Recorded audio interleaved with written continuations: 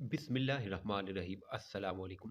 कबीला अरब की एक लड़की एक लड़के पर आशिक हो गई। इश्क का भूत दोनों के सर पर चढ़कर नाचने लगा। मुख्तसर ये कि दोनों ने भागकर शादी करने का फैसला कर लिया। लड़की ने कहा, मेरे पास एक तेज रफ्तार ऊँटनी है। हम रात को नदी पार करके दूसरे शहर रवाना हो जाएंगे।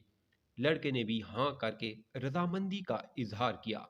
रात के पिछले पैर वक्त मुकर्ररा पर दोनों नदी किनारे इकट्ठे हुए।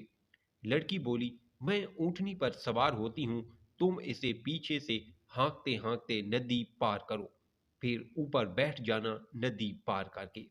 लड़के ने कहा, मगर ऐसा क्यों? मैं भी तुम्हारे साथ ही बैठ जाता हूँ। हाँकने की क्या जरूरत है? खुद ब खुद चल तो रही है। लड़की ने कहा, इसका बाप भी हमारा पालतू ऊंट था। इसकी आदत थी कि वो बीच नदी में जाकर बैठ जाता, पानी देकर मस्त हो जाता और मारने पीटने पर भी ढीठ बना रहता। ये ऊँटनी भी पानी में जाकर बैठ जाती है, आदत है इसकी भी। तो इसलिए तुमसे कह रही हूँ, इसको पीछे से हाँकते जाना, फिर नहीं बैठेगा और हमारा वक्त बच जाएगा। हम सुबह होने से पहले शहर से दूर निकल जाएंगे।